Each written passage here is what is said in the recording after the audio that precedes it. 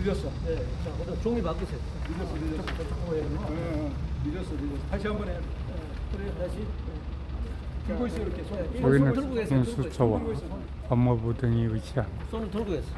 전북 과천청사입니다. 크게 잡은 감시센터와 센터 등 시민사회단체가 대법원장 후보자와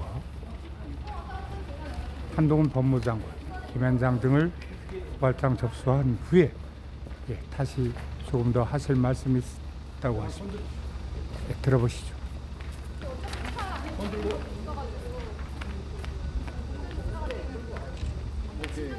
자, 그러면 발언을 하시면 짧게. 잠깐만요. 영상을 내가. 예, 공익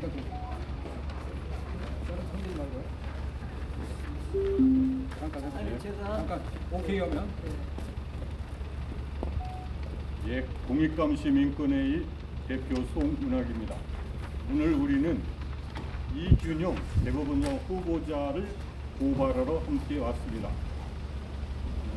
이 과정에서 우리는 민주당에 우선 요구합니다. 반드시 국회 청문 과정에서 부결을 해주시기 바랍니다.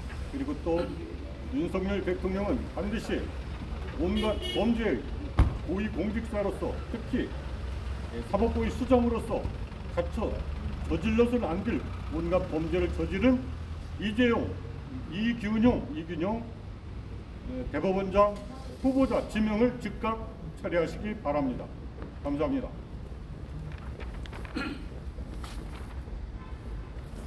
임 대표 좀 간단히 해주시죠.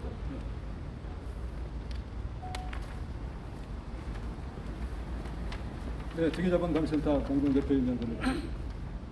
대한민국에 법이 있느냐? 법이 없습니다. 헌법 있느냐? 없습니다. 헌법에는 대한민국 판사는 양심에 따라서 판결하도록 되어 있습니다. 그런데 대법원장부터 양심이 없습니다. 대한민국의 법은 유전무죄, 무전유죄법만 적용됩니다. 저희들이 오늘 고발하는 이균용 판사는 부동산 투기꾼에 불과합니다. 가족들이 미성년자부터 증여를 받아가지고 온통 여기저기 부동산 투자해서 지난 2014년에 가족들이 매각한 토지가 229억 원에 달했습니다. 그 차익이 180억입니다.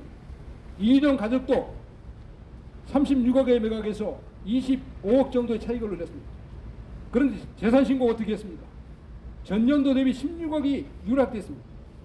뿐만 아니라 엊그저께 드러났습니다마는 비상장 주식 10억 원 신고하지 않았습니다.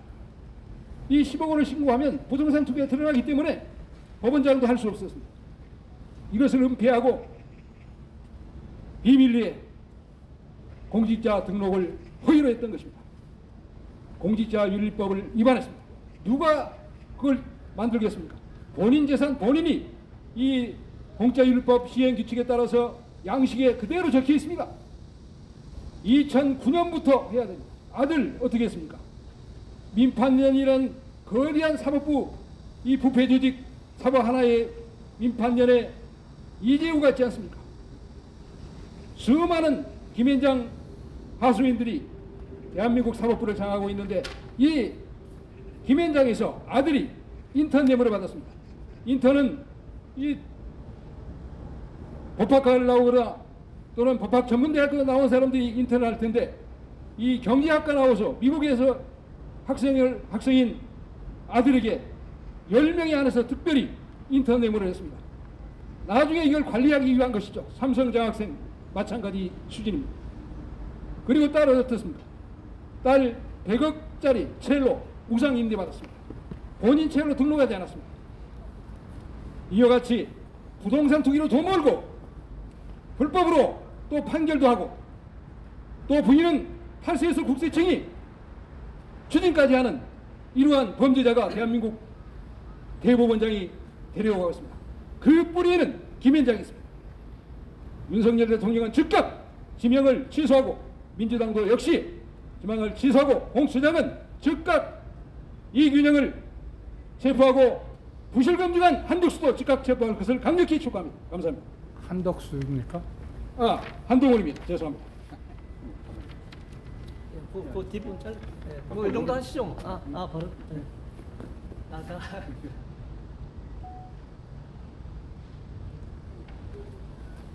행의정 감시네트워크 중앙회장 김선호입니다. 판사는 양심이 불량하면 판사일 수 없다. 이균영 대법원장 후보는 법과 양심에 따라 스스로 후보자를 철회하라. 또한 윤석열 대통령도 이균영 대법원장 후보 지명을 철회하기를 촉구한다. 제가 보충하러 일본어 하겠습니다.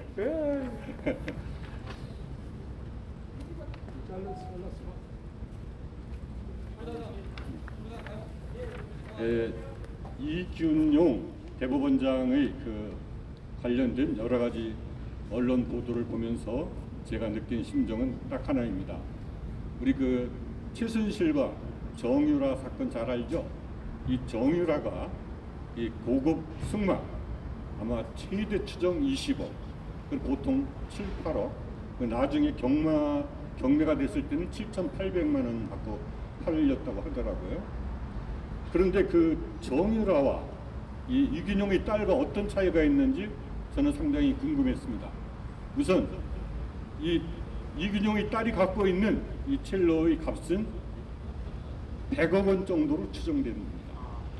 그리고 그것을 무상으로 대차 받아서 사용하고 있다고 하는데, 이거는 반환을 전제로 한 어떤 사적 채무이기도 하고, 아마 보험료만 제가 볼 때는 1년에 몇 억 나가지 않았을까 이렇게 생각됩니다. 그리고 그것을 현찰을 주고 정말로 임대 계약을 했다면 1년에 이것도 몇 억이 나가지 않았을까 이렇게 생각합니다. 그런데 그 사건으로 최순실이 국정농단을 했다고 해서 박근혜 대통령이 탄핵되는데 큰 역할을 했습니다.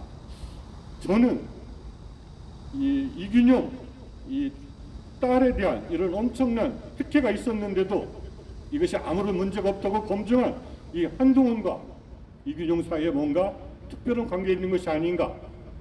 그리고 이것을 윤석열 대통령이 알고 있었는지 모르고 있었는지 불투명합니다만, 이제라도 알게 됐으니까 즉각 지명을 철회해야 되며, 한동훈도 부실 검증에 대한 책임을 지고 스스로 장관직에서 물러나야 된다고 생각합니다.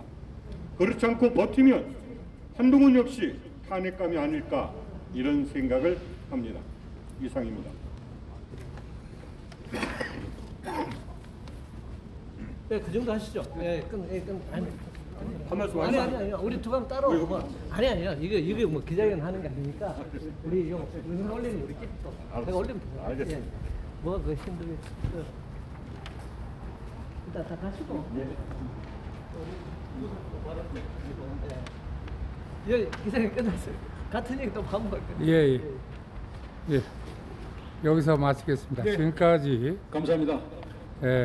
투기자본 감시센터 등 시민사회단체에서 이균용 대법원장 후보자와 한동훈 법무부 장관 그리고 김현장 등을 공수처에 고발하고 기자회견 후담이었습니다. 윤영대 멋있죠? 공동대표 아주 대표 중에 대표입니다. 한번 보십시오. 감사합니다. 그렇습니다. 영광입니다. 여러분 다음 시간에 뵙겠습니다. 안녕히 계십시오. 감사합니다. 생방송